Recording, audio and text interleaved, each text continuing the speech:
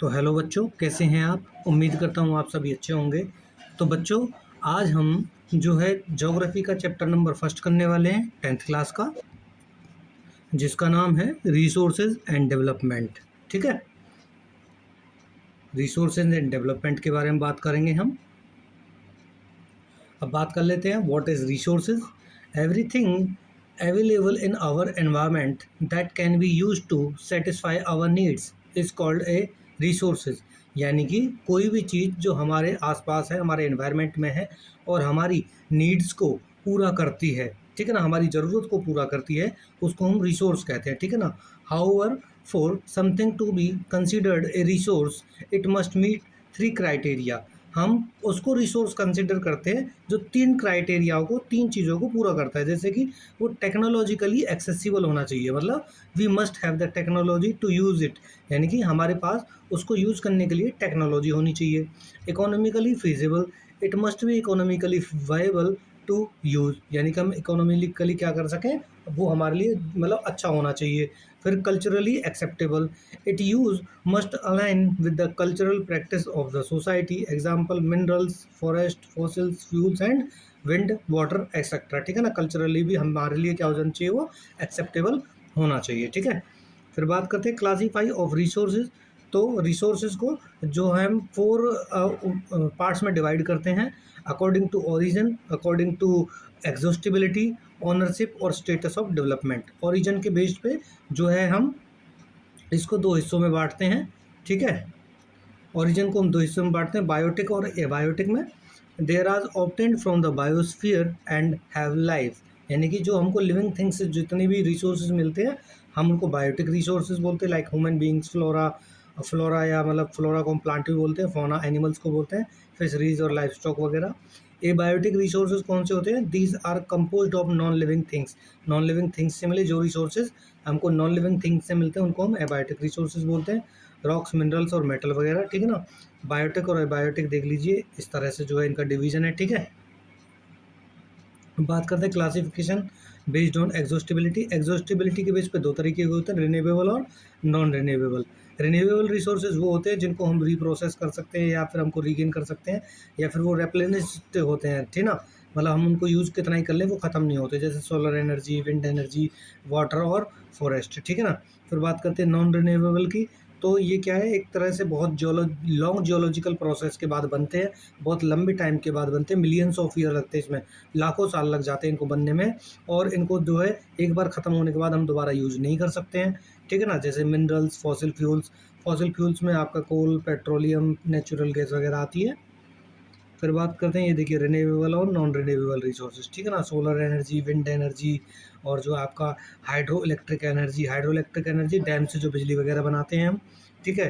फिर क्या है, बायोमास एनर्जी और टाइडल एनर्जी, इसके अलावा जियोथर्मल एनर्जी। ठीक है ना। फॉसिल फ्यूल्स में वही है, कोयला, नेचुरल गैस, न्यूक्लियर और फॉसिल फ्यूल्स। फिर बात करते हैं क्लासेस बेस्ड ऑन ओनरशिप। इसमें हम 4 तरीके से बांटेंगे, individual resources, community resources, national और इंटरनेशनल। इंडिविजुअल रिसोर्सेज वो होते हैं जो किसी की भी प्राइवेट प्रॉपर्टी हो सकती है, जैसे अपनी ज़मीन या ओन लैंड होती है, अपना घर होता है, हाउस होता है, अपनी कार, बाइक, ये सारी सारी प्राइवेट प्रॉपर्टी होती है। ठीक है ना, इसको इंडिविजुअल रिसोर्स कहते हैं। कम्युनिटी का होता है जिसपे कुछ मतलब जो जितना भी पूरा समुदाय है उसका जो अधिकार होता है, जैसे आपके पब्लिक पार्क हो गए, प्लेग्राउंड हो गए। ठीक है ना, और village grazing grounds, grazing ground जहाँ पे मतलब अपने एनिमल्स को चराते हैं। ठीक है। नेशनल रिसोर्सेज वो हो गए जो किसी भी जो है एक देश के अंदर होते हैं, जितने भी रिसोर्सेज उसको क्या बोलते हैं, नेशनल रिसोर्सेज बोलते हैं, जैसे कि रोड्स, रेलवे, फॉरेस्ट, मिनरल्स, ये सारे सारे उसी में आते हैं। ठीक है ना। They include territorial water up to 12 nautical miles. इसका मतलब ये है बच्चा कि जैसे कि मान लीजिए कोई देश है, उसकी सीमा से 12 नॉटिकल माइल तक जितने भी रिसोर्सेज होते हैं समुद्र के अंदर, वो सारे सारे उसी देश के होते हैं। जैसे मान लीजिए, ये मान लीजिए इंडिया का जो मैप आप देख रहे हैं ऐसे है। ठीक है, ये इंडिया का मैप आप जानते हैं ऐसे है। ठीक है, तो इसकी जो डिस्टेंस नापते हैं हम कोस्ट से, यहाँ से लेके यहाँ तक 12 नॉटिकल माइल्स। 12 नॉटिकल माइल्स का मतलब होता है बच्चे, एक जो नॉटिकल माइल है वो 1.8 किलोमीटर के बराबर होता है। ठीक है ना, तो 12 को आप इससे मल्टीप्लाई कर लीजिएगा, इसकी डिस्टेंस आ जाएगी पूरी की पूरी। ठीक है बच्चे, तो यहाँ तक जितने भी रिसोर्सेज होंगे समुद्र में उस पे उस देश का अधिकार होगा, ठीक है।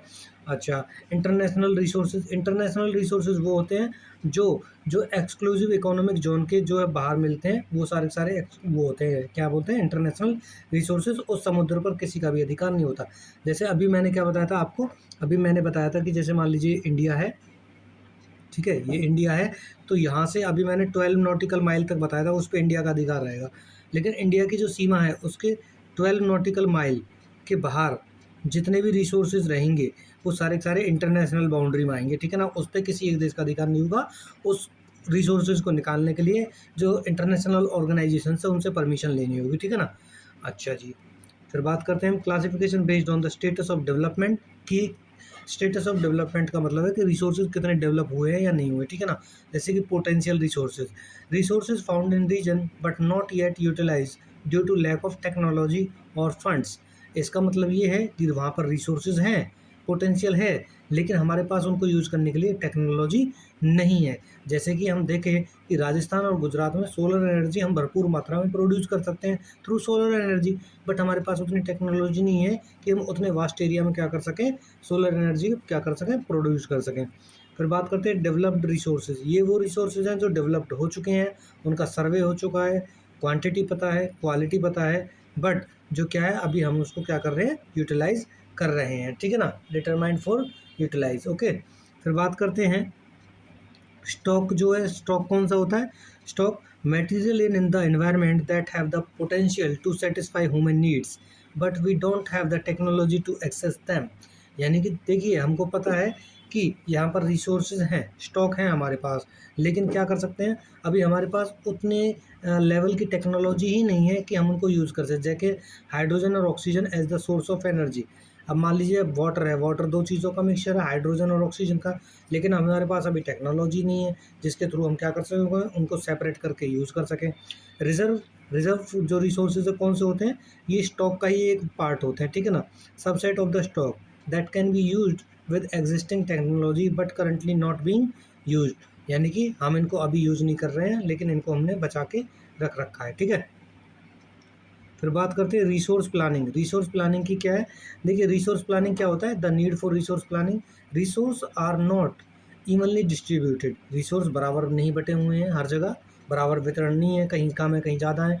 Indiscriminate use of resources lead to depletion, economic ecological crisis and social division, rich versus poor. यानी कि देखिए रिसोर्सेज कहीं पे ज़्यादा है, कहीं पे कम है, और सबसे बड़ी बात तो एक है इनडिस्क्रिमिनेटिव, मतलब उनका कहीं पर ज़्यादा यूज़ हो रहा है, कहीं पर बहुत कम यूज़ हो रहा है, किसी के पास बहुत ज़्यादा रिसोर्स है, किसी के पास बिल्कुल नहीं है, ठीक है ना। तो उनका डिप्लीशन हो रहा है क्योंकि कुछ ही हाथों में इकोलॉजिकल क्राइसिस हो रहा है, सोशल डिवीज़न बढ़ गया उसकी वजह से।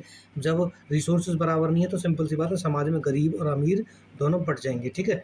Resource planning is essential for sustainable existence. Resource planning बहुत ज़रूरी है ताकि जो है हम उनका सस्टेनेबल क्या कर सकें, यूज़ कर सकें, एग्जिस्टेंस कर सकें, ठीक है ना। क्योंकि जब तक हम रिसोर्स प्लानिंग नहीं करेंगे तो हम ये नहीं बता पाएंगे कि भाई किसको कितना यूज़ करना चाहिए, ठीक है। जो इसमें आता है हमारा process of resource planning in India. Identification and inventory. पहले हम आइडेंटिफाई करते हैं और फिर इन्वेंट्री करते हैं, ठीक है ना। पहले हम क्या करते हैं, सर्वे करते हैं, मैपिंग करते हैं और फिर एस्टिमेटिंग करते हैं रिसोर्सेज की। इसका मतलब ये है कि पहले हम रिसोर्स को आइडेंटिफाई करेंगे और उसके बाद इन्वेंट्री, यानी कि उनकी ये पता लगाएंगे कितने रिसोर्सेज हैं, उनकी क्वालिटी क्या है, क्वांटिटी क्या है, सर्वे के थ्रू, और फिर मैपिंग करेंगे कि इस इलाके में जो है ये पाए जाते हैं, ठीक है। फिर इवॉल्विंग ए प्लान स्ट्रक्चर, हम उसके बाद एक प्लान बनाएंगे।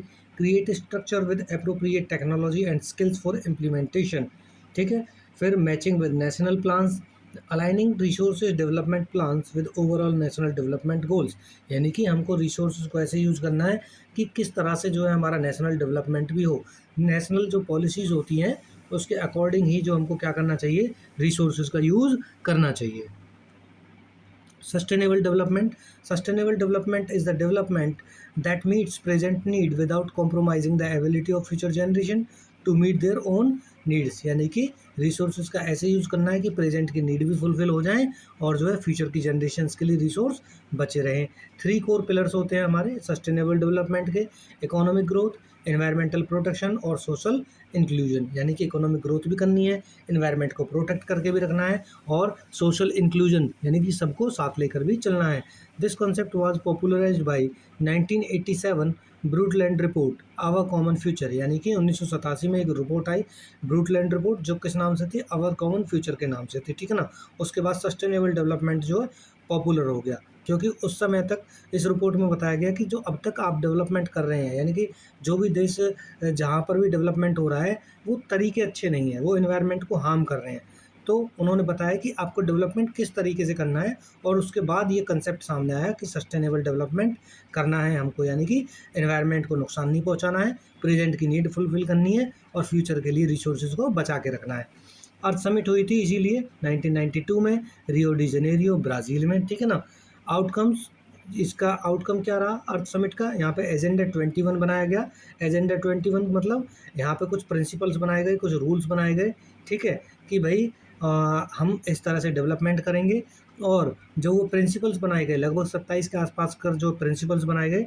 एजेंडा 21 इसलिए बोलते हैं क्योंकि जो रूल और रेगुलेशंस है, जो ये डेवलपमेंट का तरीका है, हम 21वीं सेंचुरी में यूज़ करेंगे, इसलिए इसको एजेंडा 21 भी बोला गया। और इसमें जो है एजेंडा 21 में action plan for sustainable development emphasises between the किस पे, इकोनॉमिक ग्रोथ और एनवायरमेंटल प्रोटेक्शन पे यहाँ पे क्या दिया गया, ध्यान दिया गया, यानी कि इकोनॉमिक ग्रोथ भी करनी है और साथ साथ एनवायरनमेंट को प्रोटेक्ट भी करके चलना है।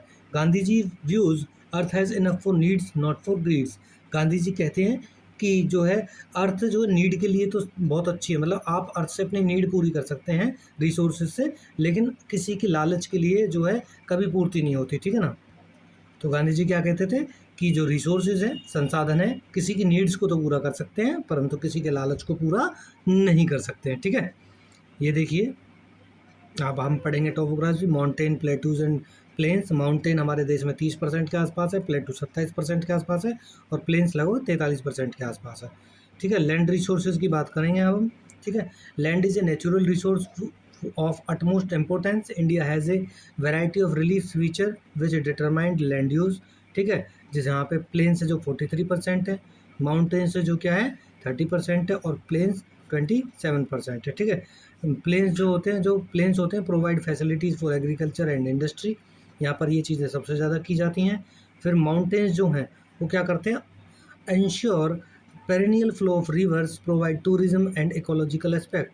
यहाँ से जो है पेरिनियल रिवर्स का मतलब होता है पूरे साल बहने वाली नदियाँ निकलती हैं, यहाँ पे लोग टूरिज्म के लिए जाते हैं, घूमने के लिए जाते हैं। और इकोलॉजिकल एस्पेक्ट का मतलब है कि यहाँ पर जो है इकोलॉजिकल यानी कि पेड़ पौधे एनिमल्स की जो भरमार होती है यहाँ पे, ठीक है ना। अच्छा जी, और जो लैंड आप जानते हैं बहुत ज़्यादा इंपॉर्टेंट रिसोर्स है ही। अच्छा जी, फिर बात करते हैं प्लेटूज़ की, तो प्लेटूज़ जो है बहुत ज़्यादा रिच होते हैं किसमें, मिनरल्स में, फॉसिल फ्यूल्स में और फॉरेस्ट में, ठीक है। लैंड यूज़ कैटेगरीज इन इंडिया, लैंड यूज़ कैटेगरीज की बात करें तो कितने तरीके से लैंड को यूज़ करते हैं इंडिया में। नेशनल फॉरेस्ट पॉलिसी, सबसे पहले फॉरेस्ट के लिए कुछ एरिया जो है रिजर्व किया गया है। जो है नेशनल फॉरेस्ट पॉलिसी 1952 के अकॉर्डिंग जो है 33% जो है कवरेज जो होना चाहिए, यानी कि फॉरेस्ट से हमारी लैंड जो कवर होनी चाहिए, ठीक है ना। It remains lower largely unchanged since 1961, ठीक है ना। बस आपको इतना याद रखना है इसमें कि नेशनल फॉरेस्ट पॉलिसी के अकॉर्डिंग 33% एरिया है टोटल लैंड का वो फॉरेस्ट से कवर होना चाहिए। Land not available for condition, यानी कि ऐसी लैंड जो कल्टीवेशन के लिए अवेलेबल नहीं है। Includes barren land, waste land, यानी कि जो वेस्ट लैंड कौन सी होती है, रॉकी और desert area. And land use for non agriculture purposes like buildings, roads and factories. इसमें वो लैंड होती है जिसमें रॉकी और डेजर्ट एरिया या फिर जिसमें वो चीज़ें बनी हो, लाइक बिल्डिंग्स बनी हो, रोड्स बनी हो, फैक्ट्रीज बनी हो, ये लैंड अवेलेबल नहीं होती एग्रीकल्चर के लिए, ठीक है ना। फिर अदर अनकल्टिवेटेड लैंड कौन सी होती है, including permanent pastures and grazing lands, land under miscellaneous tree crops, यानी कि इसमें वो लैंड आती है जिसमें परमानेंट पास्चर्स यानी कि चारागाह होते हैं जहाँ पे लोग जो है, या फिर जिसको ग्रेजिंग लैंड भी बोलते हैं, जहाँ पे अपने पशुओं को चराते हैं, ठीक है। और land under miscellaneous tree crops, यानी कि जहाँ पर पेड़ पौधे लगाए गए हों उनको जो यूज नहीं, उसको हम नहीं काट सकते हैं और वो वहाँ पर रहते हैं, हम उनको एग्रीकल्चर के लिए यूज नहीं कर सकते उस लैंड को। फिर बात करते हैं फैलो लैंड। फैलो लैंड कौन सी होती है, land left uncultivated to regain fertility, यानी कि लैंड को खाली छोड़ दिया जाता है ताकि वो अपनी फर्टिलिटी को क्या कर सके, रीगेन कर सके, दोबारा प्राप्त कर सके। ठीक है, अगर हम लगातार किसी ज़मीन में फसलें बोते रहेंगे तो क्या होगा, उसकी जो क्वालिटी है सॉइल की वो घट जाएगी और उसमें उतनी अच्छी जो क्रॉप है, फसल है, नहीं हो पाएगी। इसलिए जो जानबूझकर इंटेंसली उसको छोड़ा जाता है खाली 1 साल के लिए या 1 से ज़्यादा साल के लिए, ठीक है ना? इसीलिए इसको फैलो लैंड बोलते हैं। और जो अदर फैलो लैंड होती है उसको हम बोलते हैं जो more than 1 year to 5 year तक क्या है, लेफ्ट छोड़ दी जाती है, मतलब खाली छोड़ दी जाती है। नेट सोन एरिया क्या होता है, land used for growing crops, वो लैंड जिसको हम जो यूज़ करते हैं किसके लिए, फसल उगाने के लिए। This is different from state to state, ये अलग अलग राज्यों में अलग अलग है। लाइक हरियाणा में 80% के आसपास है, हरियाणा और पंजाब में, तो नॉर्थ ईस्टर्न स्टेट्स में 10% के आसपास ही नॉट नेट सोन एरिया है, ठीक है ना? और नॉर्थ ईस्ट में तो होगा भी क्योंकि वहाँ पे पहाड़ी ज़्यादा है, ठीक है। लैंड यूज कैटेगरीज देखिए बांट दी है, forest land not cultivated for cultivation, other cultivated land, fallow land, net sown area, ठीक है। Land use pattern in India, land use pattern क्या है, देखिए टोटल जो जोग्राफिकल एरिया है इंडिया का वो कितना है, 3.28 मिलियन स्क्वायर किलोमीटर। फिर land use data is available only for about 93% of the total area. देखिए हमारे पास केवल 93% लैंड का ही क्या है, डेटा है। हमारे पास जो कुछ नॉर्थ ईस्टर्न स्टेट है, नॉर्थ ईस्टर्न स्टेट कौन से, जहाँ पे जैसे नागालैंड, मणिपुर, त्रिपुरा, अरुणाचल प्रदेश, मेघालय वगैरह, यहाँ का डेटा नहीं है थोड़ा सा। और कुछ डेटा हमारे पास वो नहीं है, जो कश्मीर जो पाकिस्तान के पास है वो डेटा हमारे पास भी नहीं है। कश्मीर वाला कौन सा, जैसे कि मान लीजिए आप जानते हैं ये कश्मीर का मैप है, ठीक है, इस तरह से जो है कश्मीर है। और कश्मीर के मैप में जो है ये जो आप एरिया में अब दिखाने वाला हूँ आपको, ये वाला और ये वाला, देखिए ये वाला जो इधर इलाका है, इधर वाला, ये कहलाता है पीओके, ये वाला एरिया पाकिस्तान के उसमें है, कब्जे में, ठीक है ना। और ये वाला जो इलाका है, ये वाला पूरा का पूरा, ये वाला इलाका चाइना के कश्मीर में है, ठीक है ना। इसको हम अक्साई चाइना का वो बोलते हैं, ठीक है ना, कब्जा बोलते हैं इस पर, ठीक है। और यहीं पे जो पाकिस्तान और इंडिया के बीच में जो लाइन है उसको हम LOC बोलते हैं। और जो चीन और इंडिया के बीच में जो लाइन है उसको बोलते हैं LAC, ठीक है ना। चाइना और इंडिया के बीच में जो लाइन है उसको LAC बोलते हैं। चाइना और वो इंडिया और पाकिस्तान के बीच में जो लाइन है उसको हम LOC बोलते हैं। और देख लीजिए इतना जो है पाकिस्तान कब्जे में है, इतना चीन के कब्जे में है, ठीक है ना। और बाकी जो हिस्सा है वो भारत के कब्जे में है, ठीक है। अच्छा जी, फिर बात करते हैं हम जो है 54% of the land area is not net sown area. Bharat में 54% ही एरिया इतना है जहाँ पे जो है फसल को उगाई जाती हैं, ठीक है, सबसे ज़्यादा। फॉरेस्ट कवर अबाउट 22% है, लेकिन प्रेजेंट टाइम में देखें तो लेटेस्ट डेटा के अकॉर्डिंग 25.17% टोटल लैंड एरिया है हमारा, ठीक है ना, मतलब इतने फॉरेस्ट है हमारे यहाँ पे। नेशनल फॉरेस्ट पॉलिसी के अकॉर्डिंग जो है 33% फॉरेस्ट एरिया होना चाहिए। Pattern of net sown area 80% जो है आपको net sown area Haryana Punjab में देखने को मिलेगा, 10% आपको like north eastern state Arunachal Pradesh, Mizoram, Manipur, Andaman Nicobar में देखने को मिलेगा। वेस्टलैंड कौन सी होती है, रॉकी और एरिड और डेजर्ट एरिया वेस्टलैंड होता है, ठीक है। Non agriculture uses settlement, roads, railways, industries वगैरह, ठीक है ना, ये नॉन एग्रीकल्चर यूज है। फिर बात करते हैं लैंड डिग्रेडेशन की हम, तो लैंड डिग्रेडेशन क्या है, land degradation is the process by which land losses it's natural quality and becomes less productive. यानी कि जो है ज़मीन है, जो लैंड है, वो अपनी क्या खो देती है, नेचुरल क्वालिटी को खो देती है और वहाँ उसमें क्रॉप अच्छी नहीं हो पाती है। 95% of our basic needs for food, shelters and clothing are obtain from the land. हमारी 95% जो ज़रूरतें हैं वो ज़मीन से पूरी होती हैं। कॉजेज़ ऑफ लैंड डिग्रेडेशन की बात करें तो हमारे जो है डिफॉरेस्टेशन, लगातार वनों को काटा जा रहा है, उससे ज़मीन की जो है गुणवत्ता घट रही है, क्वालिटी घट रही है।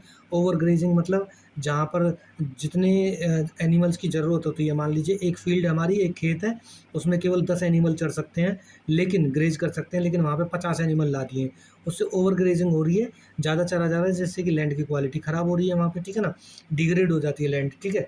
और ऐसी लैंड आपको कहाँ पे ज़्यादा देखने को मिलेगी, गुजरात, राजस्थान, MP, महाराष्ट्र में। माइनिंग एंड क्वेरिंग, देखिए leaves deep scars and overburden, यानी कि माइनिंग ज़्यादा हो रही है कहाँ-कहाँ पर, जैसे झारखंड, एमपी, एमएच यानी कि महाराष्ट्र में। और देखिए यहाँ पे माइनिंग की वजह से भी जो क्या हो रही है, लैंड डिग्रेड हो रही है, ठीक है। फिर बात करते हैं over irrigation lead to water logging and increased salinity और एल्कलिनिटी। सिंपल सी बात है, जब आप ज़रूरत से ज़्यादा पानी देंगे खेतों में, सिंचाई ज़रूरत से ज़्यादा करेंगे, ठीक है, तो ऐसी जगह क्या होगा, ज़मीन में कहीं न कहीं जो नमकीनपन आ जाएगा, यानी कि नमक की तरह की जो क्वालिटी है वो ज़्यादा आ जाएगी वहाँ पे। और ऐसी ज़मीन कहाँ पे मिलेगी आपको, पंजाब, हरियाणा और वेस्टर्न यूपी में। अब कहेंगे आप यहीं क्यों मिलेगी, क्योंकि देखिए हरियाणा, पंजाब में और वेस्टर्न यूपी में जो बारिश कम होती है, जिसके कारण जो है ट्यूबवेल्स वगैरह से यहाँ पे क्रॉप उगाई जाती हैं। जो बच्चे भी हरियाणा और पंजाब से होंगे, वेस्टर्न यूपी से होंगे, आप जानते हैं धानों में जो धान की खेती होती है, चावल जो होती खेती होती है राइस की, उनमें कितना पानी चाहिए होता है, ठीक है ना। तो जिसकी वजह से देखिए ओवर इरिगेशन हो जाता है, तो उसकी वजह से ज़मीन जो हमारी है उसकी क्वालिटी घटने लगती है, ठीक है। इंडस्ट्रियल इफ्लुएंट की बात करें तो waste from the industries pollute land and water. जो इंडस्ट्रीज़ का जो वेस्ट है वो भी क्या करता है, ज़मीन को क्या करता है, नुकसान पहुँचाता है, उसकी क्वालिटी को घटा देता है, ठीक है। कंजर्वेशन ऑफ लैंड रिसोर्सेज, हम लैंड को किस तरह से बचा सकते हैं, सुरक्षित रख सकते हैं। इसमें देखिए एफोरेस्टेशन कर सकते हैं, यानी कि प्लांट लगा सकते हैं, शेल्टर बेल्ट लगा सकते हैं। शेल्टर बेल्ट का मतलब होता है कि एक रो में ट्रीज़ लगा देना, कतार से ट्री लगा देना, ठीक है ना, एक ही लाइन में। फिर कंट्रोल ओवर ग्रेजिंग, इसमें क्या कर सकते हैं, मैनेजिंग लाइवस्टॉक पॉपुलेशन, ठीक है ना। हम ओवर ग्रेज नहीं करना, जितने की ज़रूरत है केवल उतने ही एनिमल चराएंगे, ठीक है ना, जिससे ज़मीन बची रहे। स्टेबलाइजेशन ऑफ सैंड ड्यून्स, ठीक है। Growing thorny bushes to prevent desertification. देखिए अगर हमको जो है डेज़र्ट को फैलने से रोकना है और ज़मीन बचानी है, तो हमको क्या करना पड़ेगा, जो रेगिस्तान होता है, डेज़र्ट होता है, उसमें थॉर्नी बुशेस यानी कि कांटेदार झाड़ियाँ जो हैं हमको लगानी पड़ेंगी, जिससे कि वो क्या कर सके, रेगिस्तान को रोक सके, बाउंड कर सके, ठीक है ना, वहीं के वहीं। फिर बात करते हैं proper management of wasteland. Wasteland का प्रॉपर मैनेजमेंट करना चाहिए हमको, ठीक है ना, उसको नहीं बढ़ाना चाहिए, कंट्रोल में रखना चाहिए। Control of mining activities, mining करनी चाहिए लेकिन बहुत कंट्रोल्ड हिसाब से, ठीक है ना, सस्टेनेबल यूज़ करना चाहिए हमको। फिर proper discharge of industrial effluent, हमको जो कंपनी से, इंडस्ट्री से जो पॉल्यूटेंट जो बाहर निकल रहे हैं, ठीक है ना, या फिर आप कॉन्टिमिनेटेड वाटर बोल दीजिए या पॉइजनस गैस बोल दीजिए, ठीक है ना, धुआं जो निकलता है उसकी वजह से जो है एनवायरनमेंट पॉल्यूट होता है, तो हमको क्या करना चाहिए, उनको पहले प्योरीफाई करना चाहिए, चाहे फिर वो वाटर हो चाहे एयर हो, और उसके बाद हमको क्या एटमॉस्फेयर में, हवा में उनको छोड़ना चाहिए। Resources, soil as a resources, soil is the most important renewable natural resource. Natural renewable है क्योंकि बार बार यूज़ करते हैं हम, ठीक है ना, यहाँ पे प्लांट ग्रोथ करते हैं और यहाँ पर एग्रीकल्चर का यूज़ करते हैं हम सॉइल में। फिर soil, many living organism depend on soil for their survival. बहुत से जो लिविंग ऑर्गेनिज्म हैं वो सॉइल पे डिपेंड करते हैं। सॉइल फॉर्मेशन की बात करें तो सॉइल कैसे बनती है, soil is formed by the process of weathering of rocks, यानी कि जो चट्टानें टूट फूट कर बिखर जाती हैं उन्हीं से सॉइल बनती रहती है। It takes thousand of year to form a small layer of soil, यानी कि हज़ारों लाखों साल लगते हैं कई बार सॉइल की एक छोटी सी परत को बनने में। Soil forms the organic, soils form the upper most layer of the earth crust and contain minerals, organic matter, water, air and living organisms. जो सॉइल है वो सबसे ऊपरली लेयर होती है अर्थ क्रस्ट की, ठीक है ना। अर्थ क्रस्ट, क्रस्ट हम पढ़ चुके हैं कि जो क्रस्ट, मेंटल कोर, 3 हिस्से होते हैं और क्रस्ट में भी सबसे ऊपर की जो लेयर होती है किसकी होती है, सॉइल की होती है। और इसमें मिनरल्स भी होते हैं, ऑर्गेनिक मैटर भी होता है, वाटर होता है, एयर होता है, लिविंग ऑर्गेनिजम्स होते हैं, ठीक है। फिर बात करते हैं main factors that control soil formation. कौन कौन से फैक्टर हैं जो सॉइल फॉर्मेशन को कंट्रोल करते हैं, जैसे रिलीफ, टोपोग्राफी, ठीक है ना। टोपोग्राफी मतलब कहीं पे पहाड़ है, कहीं पे पर्वत है, कहीं पे प्लेन्स वगैरह हैं। फिर parent rock and bed rock, ठीक है, कि आपकी जो बिल्कुल मुख्य भूमि है वो किसकी बनी हुई है। फिर क्लाइमेट, वेजिटेशन और अदर लाइफ फॉर्म्स, ठीक है ना, वहाँ का क्लाइमेट कैसा है, वहाँ पे वेजिटेशन है या नहीं है, ठीक है। अच्छा जी, फिर बात करते हैं हम क्लासिफिकेशन ऑफ सॉइल्स। सॉइल्स को हम जो है 6 हिस्सों में बांटते हैं। वैसे आपको बात बता दूं मैं कि अकॉर्डिंग टू जो है ICAR, किसके अकॉर्डिंग बच्चा, ICAR के अकॉर्डिंग 8 टाइप की जो है सॉइल होती है। बट जो आपके में 6 टाइप की सॉइल दे रखी है हम वही पढ़ेंगे। Alluvial soil, black soil, red and yellow soil, laterite soil, arid soil और फॉरेस्ट सॉइल, ठीक है। ये देख लीजिए, फॉरेस्ट सॉइल मोस्टली माउंटेन्स में मिलती है, ठीक है, फॉरेस्ट सॉइल आपकी माउंटेन्स में मिलती है, ठीक है। एल्यूवियल सॉइल आपकी जो है नॉर्दर्न प्लेन्स में मिलती है, जहाँ पर हम रहते हैं गंगा और यमुना के प्लेन्स में। डेजर्ट सॉइल जो आपको राजस्थान में मिलेगी जल्दी सी। ब्लैक सॉइल आपको डेक्कन प्लेटू में मिलेगी, ठीक है ना। ब्लैक सॉइल कहाँ मिलती है, डेक्कन प्लेटू में मिलती है। रेड एंड येलो सॉइल देख लीजिए, ये प्लेटू में मिलती है आसपास ही। और लेटराइट सॉइल आपको ये देखने को मिलेगी, यहाँ देखने को मिलेगी, ठीक है ना। इसके अलावा एरिड सॉइल आपको रेगिस्तान में देखने को मिलेगी, एल्यूवियल सॉइल प्लेन्स में देखने को मिलेगी, फॉरेस्ट सॉइल पहाड़ों में देखने को मिलेगी, ठीक है ना। एल्यूवियल सॉइल है, ये नदियों के द्वारा होती है, क्योंकि जो माउंटेन्स है वहाँ से नदियाँ आती हैं, बह के जाती हैं, और इनके थ्रू क्या होता है, कई बार जो है सेडिमेंट्स के थ्रू डिपॉजिट करती रहती हैं, ईयर बाई ईयर, ईयर, और हज़ारों लाखों साल में क्या करती हैं, ये मैदान बना देती हैं, जो कि एग्रीकल्चर के लिए बहुत ज़्यादा क्या होता है, यूज़फुल होता है, ठीक है। फिर बात करते हैं classification of soils. Alluvial soil 43% है इंडिया में, और ये मोस्टली कहाँ पे मिलता है, foot hills of the Himalaya, ठीक है ना, northern plains, river valley, coastal plains and deltas में हमको देखने को मिलती है, ठीक है। Found by the deposition of sediments by the reverse, जैसे कि मैंने अभी बताया था थोड़ी देर पहले, रिवर जो सेडिमेंट लाती हैं उसके द्वारा ये बनता है। बहुत ज़्यादा फर्टाइल होती है और एग्रीकल्चर के लिए बहुत अच्छी होती है, ठीक है ना। और इसमें जो है पोटास, फॉस्फेरिक एसिड और लाइम की बहुत अच्छी मात्रा होती है। फिर बात करते हैं हिमालयन रीजन, जो है कार्ल द्वार, चौज और तराई रीजन में आपको ये देखने को मिलती है, ठीक है ना। ओके। फिर बात करते हैं जो दो तरह की होती है, बांगर और जो है खादर। बांगर को जो बोलते हैं हम ओल्ड एल्यूवियल, और खादर जो है न्यू एल्यूवियल है, ठीक है। ओल्ड का मतलब जो पहले बहुत पहले सेडिमेंट डिपॉजिट करे हैं, और न्यू का मतलब होता है जो रिसेंट में अभी अभी डिपॉजिट करे हैं रिवर ने, ठीक है। क्रॉप्स ग्रोन, जो क्रॉप की बात करें तो यहाँ पे पैडी की जो फसल होती है, मतलब चावल की फसल होती है, व्हीट, शुगर केन, मेज, पल्स ऑयल सीड्स, इनकी क्या होती है, फसल होती है।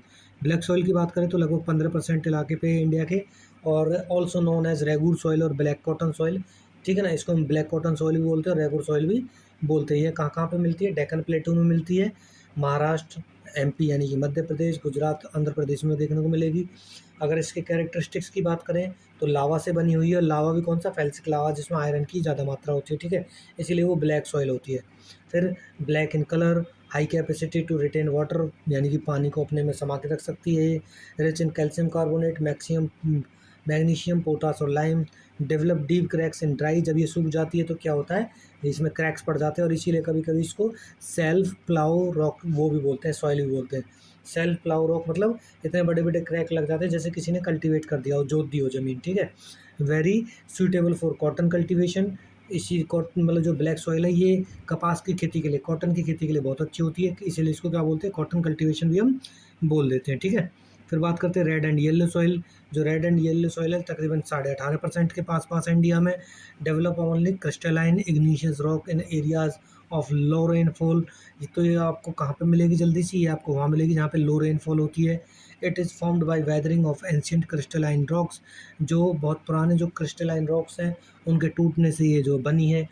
और देखिए रेड और येलो सॉइल इसलिए भी है क्योंकि जो लैंड होती है वहाँ पे आयरन का कंटेंट बहुत ज़्यादा होता है, और जब आयरन जो है, आपने साइंस में पढ़ा होगा, जब आयरन ऑक्सीजन के संपर्क में आता है तो आप जानते हैं जब रस्ट बनता है, रस्ट कैसा होता है, ब्राउनिश ब्राउनिश होता है, रेड रेड होता है।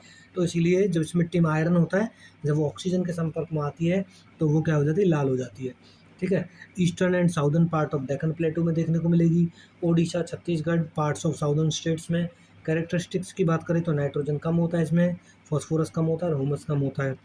Porous and freeable in structure, ठीक है ना, इसमें छोटे छोटे मतलब छिद्र होते हैं, ठीक है, जिनसे पानी जो छन के नीचे चला जाता है, ठीक है। Fertility can improve by adding fertiliser and manures, आप जो है फर्टिलाइजर्स के थ्रू इसकी क्वालिटी को बढ़ा सकते हैं। इसमें वीट, राइस, मिलेट और पल्स और पोटैटोज वगैरह ग्रो किए जाते हैं। फिर बात करते हैं लेटराइट सॉइल की, तो लेटराइट सॉइल केवल 4-4.5% के आसपास कर मिलती है। लेटराइट जो है लैटिन वर्ड से आया है, इसका मतलब होता है ब्रिक, ईट जैसा, ठीक है। Because this soil become hard like brick when expose to air, ये जो सॉइल है ये बहुत जल्दी हार्ड हो जाती है, ठीक है ना, जब एयर में रहती है, जिसके कारण ईट जैसी हो जाती है। Poor in humus, nutrient, rich in iron and aluminium. Soil becomes hard when dry, जब ये सूख जाती है तो बहुत ज़्यादा हार्ड हो जाती है, ठीक है ना। इसका जो एसिड है वो क्या है, इसका जो पीएच है वो कितना है, 6.0 है। एंड लीचिंग, ठीक है, लीचिंग मतलब होता है जो पानी छन के नीचे चला जाता है, ठीक है। फिर बात करते हैं fertility can improve by using fertilisers and manure. Distribution की बात करें तो mostly found in areas of heavy rainfall like Karnataka, Kerala, Tamil Nadu and MP, Assam, hills part of Odisha and West Bengal. देखिए ये आपको वहाँ मिलेगी जहाँ पे टेम्परेचर भी ज़्यादा है, और जहाँ पे जो है सनशाइन है वो बहुत ज़्यादा टाइम तक रहता है, टेम्परेचर ज़्यादा होता है, ठीक है ना। इसी वजह से ईट जैसी हो जाती है, यानी कि टेम्परेचर भी ज़्यादा है और बारिश भी ज़्यादा है, ठीक है। क्रॉप ग्रोन टी, कॉफ़ी, रबड़ और कैश्यू नट्स यानी कि काजू की खेती के लिए बहुत अच्छी होती है, ठीक है। एरिड सॉइल की बात करें तो ये आपको जल्दी से राजस्थान और गुजरात में देखने को मिलेगी, ठीक है ना। कलर इसका रेड टू ब्राउन होता है। Sandy in texture and saline in nature, रेत की तरह होती है और इसमें सलाइन यानी कि नमक की मात्रा ज़्यादा होती है। Lack of humus and moisture, यानी कि ह्यूमस की कमी होती है, मॉइस्चर की कमी होती है, यानी कि पानी कम होता है। Because dry climate and high temperature, क्योंकि वहाँ पे क्या है, ड्राई क्लाइमेट होता है, सूखा होता है और टेम्परेचर ज़्यादा होता है। हाई एवापोरेशन होता है, पानी की जो है, जहाँ पे टेम्परेचर ज़्यादा होगा तो सिंपल सी बात है एवापोरेशन भी ज़्यादा होगा, पानी भाप बनकर उठ जाएगा। The soil has high salt content, बहुत ज़्यादा सॉइल कंटेंट होता है इसमें। Arid soil not very fertile in nature but it can becomes productive with proper irrigation, ये ज़्यादा प्रोडक्टिव नहीं होती है लेकिन क्या होता है, इसको प्रोडक्टिव बनाया जा सकता है इरीगेशन के थ्रू, पानी देकर। जैसे कि आपने देखा होगा राजस्थान में ना एक कैनाल है, इंदिरा गांधी कैनाल, ठीक है। उसके द्वारा क्या किया गया है, राजस्थान की रेगिस्तान की बहुत सी ज़मीन को क्या किया गया है, उपजाऊ बनाया गया है। और ये ना उन्हीं इलाकों से ज़्यादा निकलती है जहाँ पे डेजर्ट है ज़्यादा है, ठीक है ना, थार का डेजर्ट। फिर बात करते हैं क्रॉप कौन सी, व्हीट, मिलेट और बार्ले यहाँ पे उगाई जाती हैं, जौ वगैरह, बाजरा वगैरह, ठीक है ना। अच्छा जी, ये क्या करें, ठीक है। बात करते हैं हम बच्चे आगे।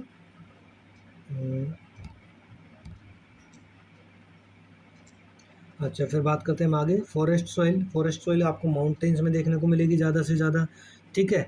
और ये बनी होती है कि decomposition of leaves and organic matter from the trees, ये इसमें उनकी मात्रा ज़्यादा मिलती है क्योंकि पेड़ पौधे वहीं टूट कर वहीं गिर जाते हैं और नीचे मिट्टी बन जाते हैं कई बार। ये आपको हिमालयाज़ में देखने को मिलेगी, नॉर्थ ईस्ट इंडिया और वेस्टर्न घाट, जहाँ जहाँ पे पहाड़ है वहीं पे देखने को मिलेगी।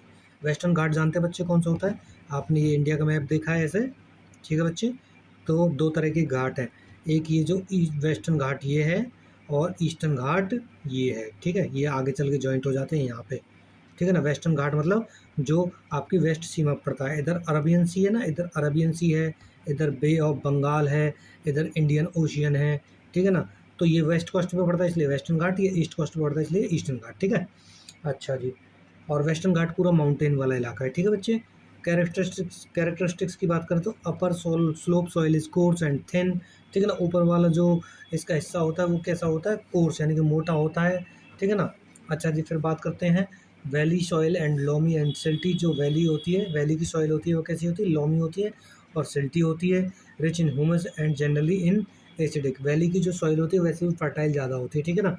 क्योंकि पहाड़ों से जो नदी कटाव करके जो सेडिमेंट लाती है वो वैलीज़ में डिपॉजिट करती है और इसलिए वहाँ की जो मिट्टी है फर्टाइल होती है। फर्टिलिटी की बात करें तो हाई स्लोप्स पे जो है लेस फर्टाइल देखने को मिलेगी, क्योंकि वहाँ से जो है रेन या रिवर्स आसानी से क्या कर सकती हैं, जो मिट्टी को बहा के ला जाती हैं, ठीक है। वैलीज़ में ज़्यादा फर्टाइल देखने को मिलेगी, जैसे मैंने अभी बताया सेडिमेंट वहीं पे डिपॉजिट करती है।